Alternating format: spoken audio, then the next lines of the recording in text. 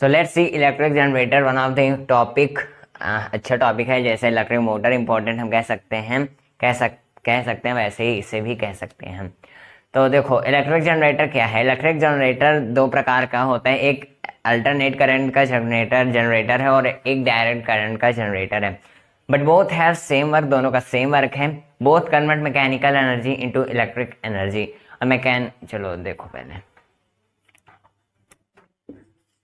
Types of generator.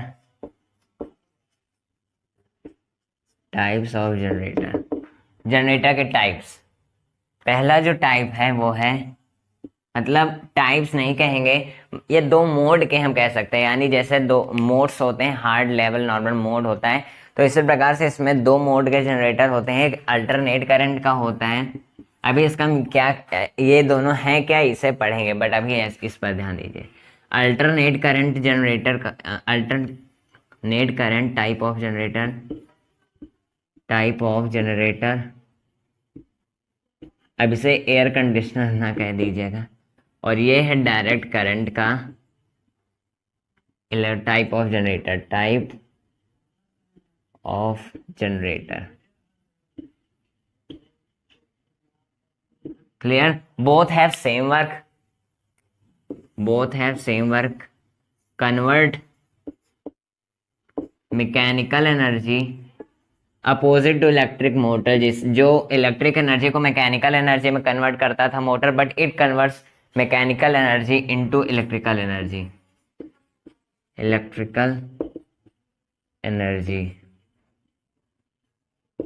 ठीक है? हाँ, तो इसका ये वर्क होता है, बोथ दोनों के पास सेम वर्क होते हैं। अब जनरेटर है क्या? अब ये तो हो गया। अब सिर्फ जनरेटर पर हम आते हैं। सारी चीजें इसमें भी सेम है, इसमें भी सेम है। क्लियर? कंस्ट्रक्शन सेम होंगे, बट वर्किंग को हम डिफरेंट टाइप्स में देखेंगे। लगभग उसमें भी वर्किंग भी सेम होगा, लेकिन एसी टाइप ऑफ जनरेटर का जो वर्किंग रूल है वो अलग हम देख लेंगे, और डीसी टाइप ऑफ जनरेटर का जो वर्किंग रूल है उसे हम अलग देख लेंगे। Clear? This works on the phenomena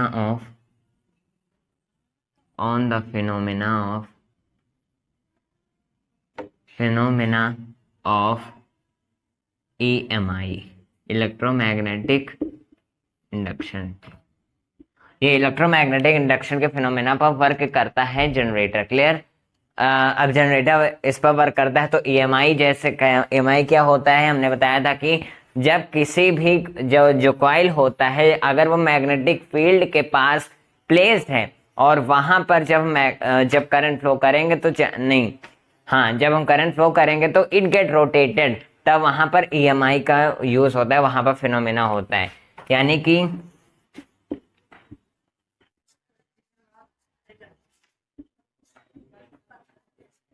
देखो, when coil of electric generator, armature coil जिसे हम कहते हैं, इसमें भी होता है।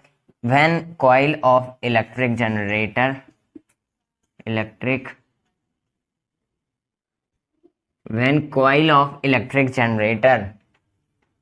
rotates in the presence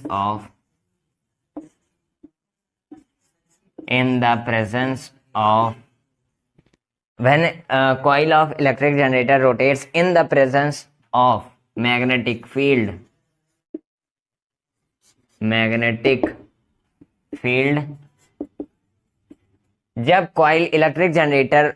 जब इलेक्ट्रिक जनरेटर का कॉइल रोटेट होगा in the presence of magnetic field, then there will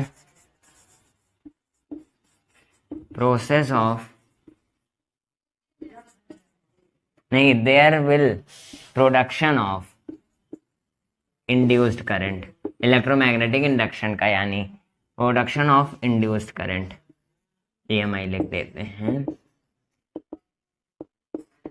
clear? ये होता है इसका डेफिनेशन। यानी जो जनरेटर है, work on the phenomena of EMI when coil of electric generator rotates in the presence of magnetic field, then there will be production of EMI। और generator क्या है? दिस कन्वर्ट्स देखो, this converts mechanical energy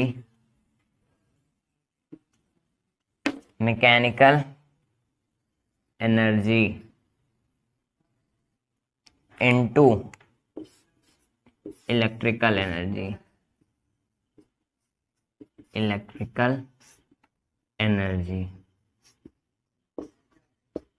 clear? ये mechanical energy को electrical energy में convert करता है। Electric motor का यूज करेंगे नहीं क्योंकि वो खुद इलेक्ट्रिक एनर्जी लेता है, तो इस वजह से हम इसका यूज इसलिए करते हैं क्योंकि ये कन्वर्ट करता है जो डीजल पेट्रोल, जो भी पेट्रोल नहीं, डीजल जब जनरेटर में हम डालते हैं तब वहां से जब स्टार्ट होता है जनरेटर तो वो पूरे में इलेक्ट्रिक सिटी प्रोवाइड करता है। तो इसीलिए वो कहते हैं कि वो मैकेनिकल एनर्जी को इलेक्ट्रिकल एनर्जी में कन्वर्ट करता है। और मोटर जो होता है वो खुद इलेक्ट्रिसिटी लेता है। और मैकेनिकल एनर्जी मतलब कि वो एक वर्क करता है फॉर अस, मतलब जनरेटर भी वर्क करता है लेकिन उसे इलेक्ट्रिसिटी चाहिए, इन्हें मैकेनिकल एनर्जी चाहिए, बस। क्लियर? यहाँ पर EMI। तो चलते हैं अपने तो चलते हैं डायग्राम देखते हैं। Before that please pause the video, note it down. Structure of electric generator, same structure है अप्रॉक्सीमेट, है ना। ऐसे मान लो हम ये मैग्नेट बना लेते हैं, ये आर्मेचर कॉइल, ये एक मैग्नेट, ये नॉर्थ है, ये साउथ।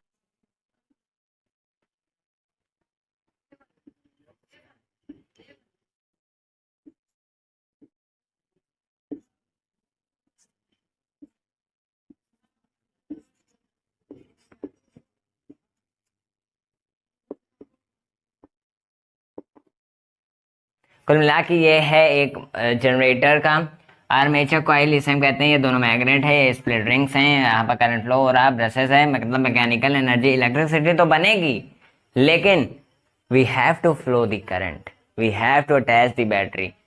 अब देखो, we have to attach the battery, हमें डीजल डालना पड़ेगा, हमें इसे चलाना पड़ेगा, then we can produce electrical energy. Clear? तो इस वजह से इस तरह से हम, मतलब कुल मिला के अपने आप तो ये चले नहीं जाएगा कि चलो मेरा मन है चलो हम इलेक्ट्रिक एनर्जी प्रोड्यूस करेंगे। आसान है, संदीप महेश्वरी सर का आसान है, तो इसके लिए वो आसान है बट कुछ कुछ कंडीशन पर। तो ये आसान हम लोगों की वजह से। कुल मिला के इसमें कुछ चीज़ें लगेंगी तभी मैकेनिकल एनर्जी इलेक्ट्रिकल एनर्जी में कन्वर्ट होगा।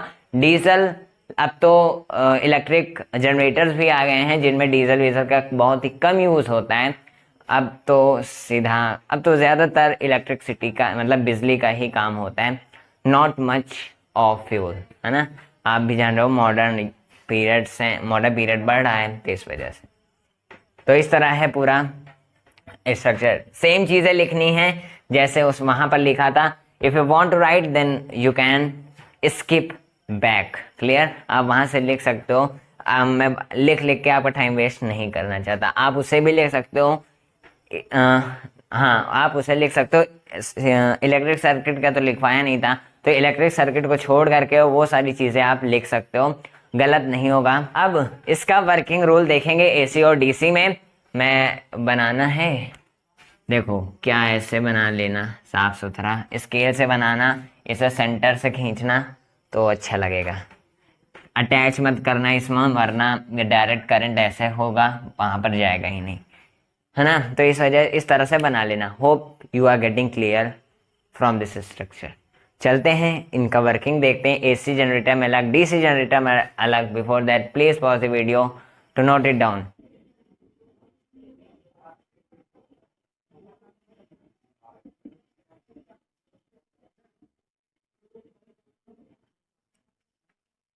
इन AC जनरेटर वर्किंग रूल हम पहला देखेंगे। यहाँ पर क्या, हाँ AC जनरेटर में वर्किंग रूल हम पहले देखेंगे। हम क्या फ्लो करेंगे, इलेक्ट्रिक सर्किट या फिर फ्यूल। हम देखो दोनों चीज का हम यूज कर सकते हैं। क्लियर? लिखो हम when we flow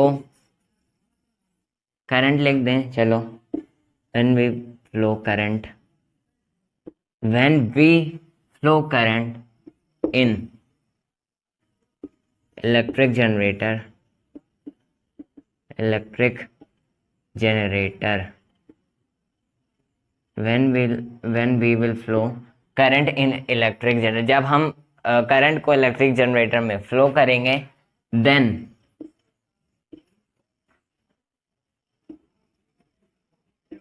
on passing of current, on passing of current, on passing of current, half passing, on half passing of current, on half passing any one side, on half passing of current, half passing of current,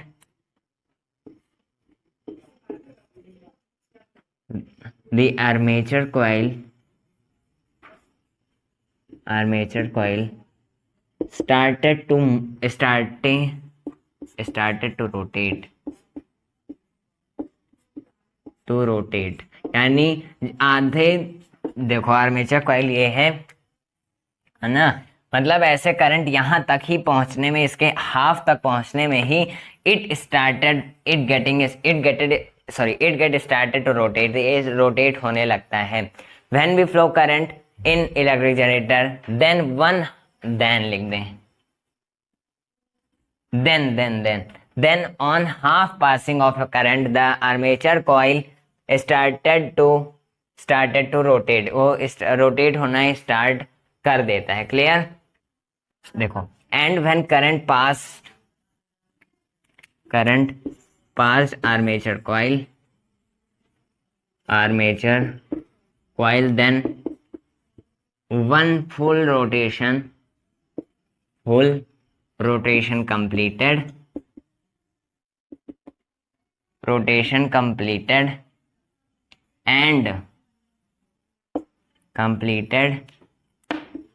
and it get start to form mechanical energy, electrical energy। वहां पर क्योंकि mechanical energy लग रही थी तो electrical energy.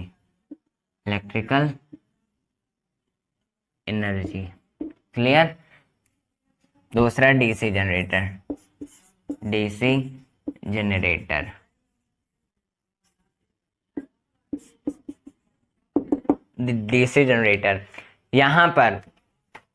यहाँ कुछ नहीं है, इसमें भी डीसी जनरेटर ये है कि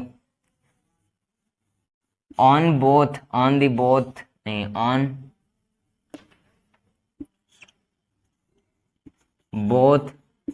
split rings, are attached, यानी split rings में presses are attached, on both split rings the presses are attached, due to which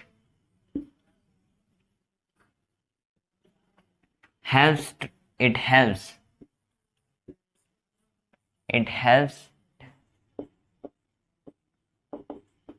and other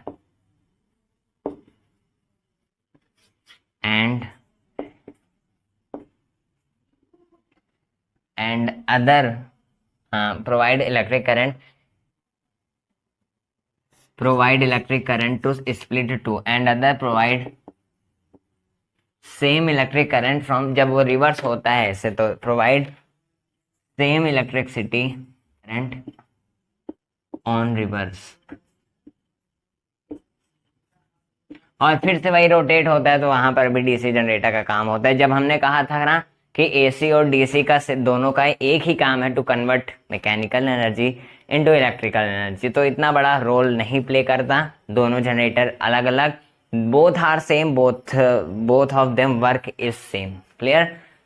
चलो चलते हैं अपने एसी और डीसी के एडवांटेज, एसी और डीसी क्या है, उसका एडवांटेज क्या है, and the last one topic domestic electric circuit और कुछ फार्मूलाज बताने हैं आपको, तो पहले AC DC कर लेते हैं। Before that please pause the video to note it down. And DC, electric current and direct current, सिर्फ डेफिनेशन आप जानोगे ना, तो not much important and not much tough. AC क्या है?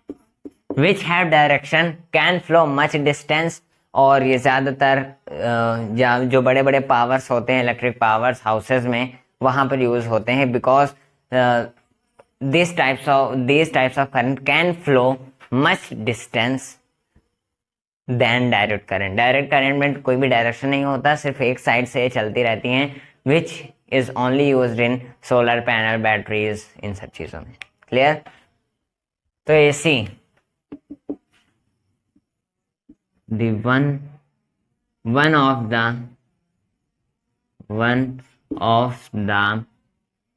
one of the directional current,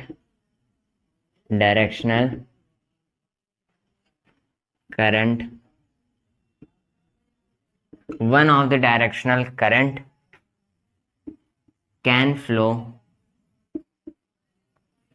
in many direction, many नहीं कह सकते, कैन पॉजिटिव एक्स से नेगेटिव एक्स, फिर पॉजिटिव एक्स, फिर नहीं, सॉरी, प्लस वाई से प्लस सॉरी नेगेटिव वाई और प्लस वाई से नेगेटिव वाई, इस तरह से फ्लो होता है करंट। क्लियर? इस तरह से AC करंट फ्लो हो रहा है। One of the directional current can flow in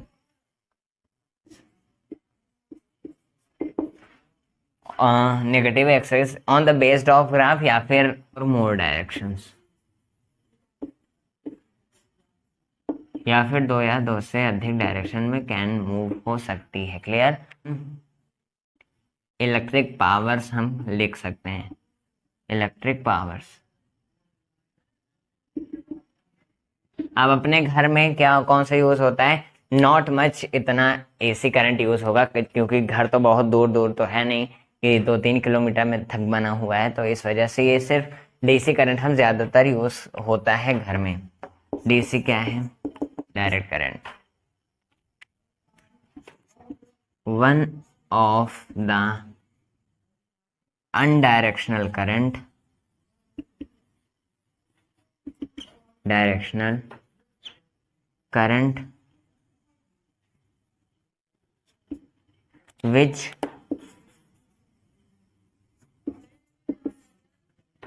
which has less capacity to travel much,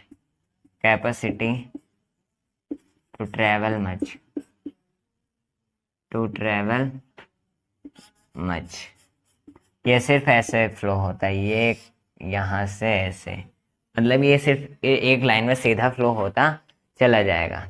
example जैसे कि solar panel, batteries,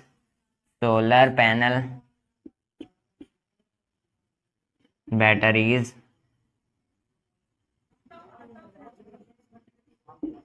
ET and C and flow in positive axis, negative axis or two or more direction।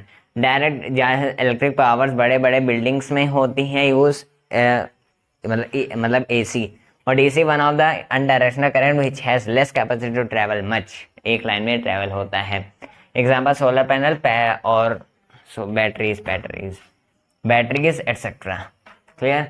चलो advantages देख लेते हैं of AC over DC, यानी AC का कितना advantage है DC के कंपैरिजन में, of AC over DC। For that please pause the video, note it down. This current, सही लिखा था, दिस करंट कैन फ्लो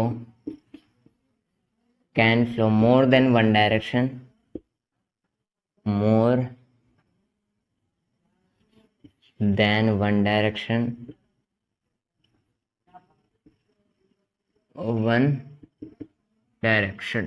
मतलब ये करंट 1 से 2 डायरेक्शन में फ्लो हो सकता है। Clear? This current can flow more than one direction, ये सही है। अब AC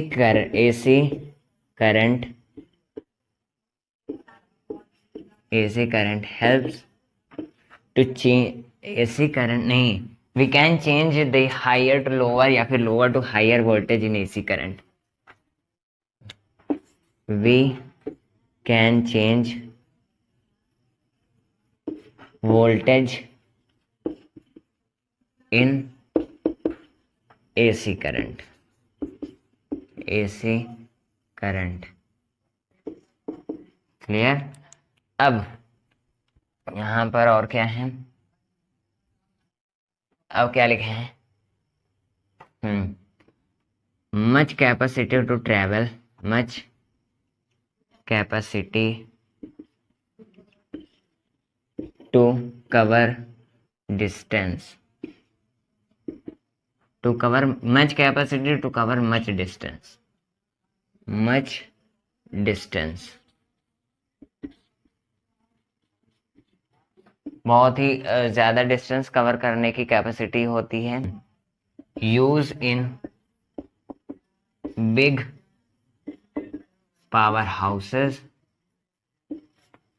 power houses, I think this is enough. मतलब मैं जरूरी नहीं है, आई इंपॉर्टेंस ज्यादा इंपॉर्टेंट नहीं है, बट आपको रिमेम्बर होना चाहिए क्या है एडवांटेज। अब इसका उल्टा हम लिख देंगे, वो होगा advantage of DC. Clear, hope आपको समझ में होगा। देखो, this current can for more than one direction, we can change voltage in AC current, much capacity to cover much distance, use in big power houses. हाँ, चलो domestic electric circuit को देख लेते हैं। इलेक्ट्रिक सर्किट, इसमें तो कुछ हो ही नहीं सकता, मतलब हो सकता है कुछ तो है, घर पर आप सारी चीजों को देखकर अंदाजा लगा सकते हो, बट लेट मी टेल। देखो, डायरेक्ट डोमेस्टिक इलेक्ट्रिक करंट होता क्या है। First of all, there is a much use of electric current, sorry alternate current in big areas, यानी big platforms, big areas, big power houses, large power houses, तो वहां पर AC का use होता है। बट यहाँ पर देयर इज अप्रॉक्स बोल रहे हैं, पूरा का पूरा नहीं बोल रहे, किसी का घर भी बड़ा हो सकता है भाई। There is approximately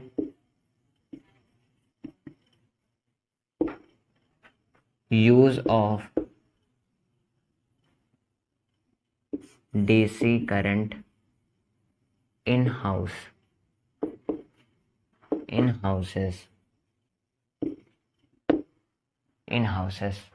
clear. टेढ़ा है क्या, चलो देखो। अच्छा, there is approximately use of DC current in houses. अब यहाँ पर ये क्या है कि house needs approx 220 to 240 voltage. Clear, मतलब हमें भी लगता है जब हम एक जो स्टोपलाइजर जिसे हम कहते हैं, जो वोल्टेज शो करता है, वहां पर जब हम देखेंगे तो वो 220 या 240 वोल्ट काफी होता है हमारे घर के लिए। तो house needs approx 220 to 240 voltage. Clear. अब electricity conduct in house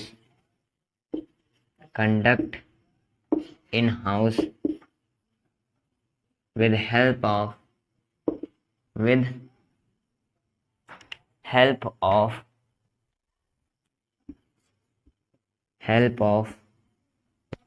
two wires। एक होता है रेड, जिसे हम पॉजिटिव वायर के नाम, मतलब जो पॉजिटिव लाइंस को शो करता है, वायर्स जिसे हम लाइव वायर्स कहते हैं, वायर्स। एंड न्यूट्रल, जिसे हम ब्लैक कलर को कहते हैं, and neutral wires, neutral wires. अब एक चीज और यूज होता है, एमसीबी का यूज करते हैं हम घर पर, एमसीबीज, इसका यूज होता है घर पर। इनका यूज क्या होता है, this helps to cut off this helps to cut and prevent from electric current from current in houses। कैसे हाउस का प्रिवेंट, जैसे जब ज्यादा वोल्टेज की लाइट आने लगती है ना, तो ये एमसीबी जो होती है जब ओवरलोड पड़ता है तो ये अपने आप नीचे गिर जाती हैं एमसीबी, तो इस वजह से ये हेल्प होता है उसमें। अब ये सारी चीज हो गई मेन। अब अर्थिंग आता है। All are knowing about earthing सब जानते होंगे। क्लियर? अर्थिंग सब जानते होंगे। This method is used by electrical rods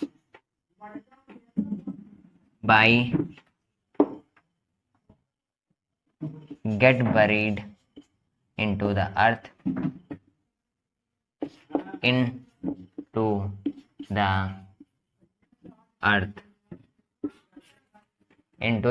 by getting buried into the earth and हम नमक भी डालते हैं उसमें, salts and wood also and by helping of wood, जिससे ये अर्थिंग प्रोवाइड करता है। एंड अर्थिंग जो होता है वो इलेक्ट्रिसिटी को मैनेज करता है और इसमें इलेक्ट्रिसिटी में प्रिवेंशन लाता है हम लोगों के लिए। प्रिवेंशन कैसे कि जैसे अर्थिंग में जब करंट फ्लो होने लगता है तो अर्थिंग जो होता है ज़्यादा करंट को अपने तरफ खींच भी लेता है। अर्थ नीचे जो रॉड होता है, जब कहते हैं ना कि छत पर जो रॉड्स होती हैं नीचे ऐसे मतलब जब नीचे लग जाता है मतलब जो अर्थ जब लाइटनिंग होती है और जब बिजली जिसे हम गिरना कहते हैं, जब वो ऊपर पर लाइटनिंग पर लगा देंगे रॉड को नीचे से ग्राउंड में, तो वो अपने लाइट को अपने तरफ खींच के ग्राउंड में भेज देता है। तो अर्थिंग इसका काम आता है कि जो घर पर लाइटें होती हैं उनमें से वायर निकलता है, वायर घर के सर्किट्स में लगता है या फिर एक मेन सर्किट जहाँ पर होता है वहाँ पर लगता है, which helps to prevent the current, वह अपने तरफ खींच लेता है ओवरलोड्स को, तो इसलिए अर्थिंग का यूज़ किया जाता है। और इसमें कुछ नहीं है, इतना काफ़ी है। क्लियर? अब चलो फॉर्मूलाज को डिस्कस करते हैं। Upon current carrying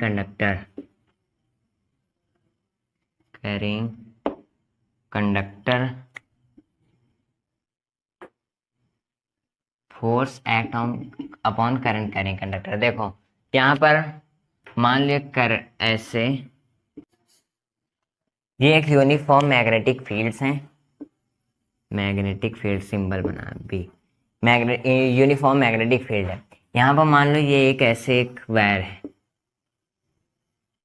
and the current is flowing in this, यहाँ पर आई करंट फ्लो हो रहा, ये मान लो ये लेंथ है, इसकी लेंथ है, ये थीटा एंगल बन रहा। हम मैथ्स का यूज भी कर सकते हैं, मैथ्स का यूज ही कहेंगे। देखो the current flowing in a straight conducting wire on the magnetic field which is moving from left to right in a constant position and the distance is L। Clear? और यहाँ पर क्या, यहाँ पर अब जो फोर्स लगेगा मैग्नेटिक फील्ड, हम किसका यूज करेंगे? करंट का, मैग्नेटिक फील्ड का। करंट ऊपर जा रहा, मैग्नेटिक फील्ड, हाँ देखो मैग्नेटिक फील्ड उधर जा रहा, करंट इसके अंदर, मतलब यहाँ पर हम ऊपर दिखाएंगे लेकिन करंट एक स्टेट वायर में ऐसे जा रहा, तो यहाँ पर जो फोर्स लगेगा नीचे की तरफ, क्लियर, ये जो फोर्स होगा वो डायरेक्टली प्रोपोर्शनल होगा लेंथ के, फोर्स डायरेक्टली प्रोपोर्शनल होगा करंट के, और फोर्स डायरेक्टली प्रोपोर्शनल होगा मैग्नेटिक फील्ड के। ये है एक इम्पॉर्टेंट पॉइंट, ये नोट कर लीजिएगा और बाकी करो या ना करो। देखो ये जो फोर्स होता है, ये एक करंट करेंगे कंडक्टर पर करंट फ्लो, सॉरी एक वायर में करंट फ्लो हो रहा, मैग्नेटिक फील्ड कांस्टेंट है, लेंथ इनके बीच में है L, और ये जो फोर्स नीचे के साइड लगेगा due two of Fleming's left hand rule हम ऐसे दिखाएंगे, तो ये मैग्नेटिक फील्ड उस साइड है और करंट इसके अंदर है, तो फोर्स नीचे ही लगेगा, तो फोर्स जो नीचे लगेगा वो डायरेक्टली प्रोपोर्शनल होगा लेंथ के, I के और B के। मैग्नेटिक फील्ड, करंट और लेंथ के। तो कुल मिला के इसे हम तीनों इक्वेशन को इक्वेट करेंगे तो ये आएगा F proportional to I B और एल, है ना। अब यहाँ पे जो थीटा है, थीटा ये काम करेगा होगा B I L sine theta, मतलब ये ऐसे ऐसे काम करेगा, ये रुको ऐसे काम करेगा, which will show this length, clear. And theta, जो भी थीटा गिवन होगा 90 degree, 60 degree, 0 degree. F proportional I B L sine theta, ये एक फॉर्मूला बन जाता है, इसे जरूर से याद रखिएगा। अगर साइन 90 होगा F proportional to I B L ही होगा, क्योंकि साइन 91 होता है। If theta equals to 90 degree then sine theta क्या होगा, 1 होगा। तो यहाँ पर ये फॉर्मूला सिर्फ इतना होगा, F proportional to I B L. या फिर हम जब इसका इक्वेशन हटाएंगे, यानी जो प्रोपोर्शनैलिटी साइन इसे हटाएंगे, का हम यूज करेंगे भी तो नॉट मच उसका यूज नहीं होगा, हम ऐसे ही रहने देंगे कि F equal to I B L sine theta.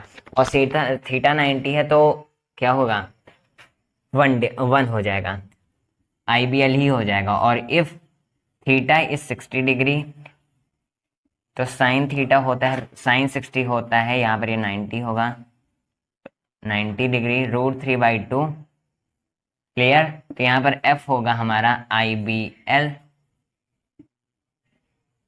Sign 60 degree, क्या होगा √3/2, ऐसे हम लिख सकते हैं। अब ये 0 हुआ अगर, मतलब अगर यहाँ पर अब इतना यूज नहीं आएगा, हम एंगल के हिसाब से हम इसका यूज करेंगे अगर चाहें तो, F I B L sine theta, much important formula, आगे यूज आएगा अगले न्यूमेरिकल में, आप जरूर से याद कर लीजिए। तो मिलते हैं अगली वीडियो में, न्यूमेरिकल का टॉपिक डिस्कस करेंगे। और फिर से न्यूमेरिकल की वीडियो, देखो कुछ प्रॉब्लम होती है, इस वजह से न्यूमेरिकल्स देर में आते, सॉरी वीडियोस देर में आते हैं, तो don't be worry about it. आपका ये चैप्टर भी खत्म हो गया है, इसके बाद source of energy last of chapter हम कह सकते हैं फिजिक्स का।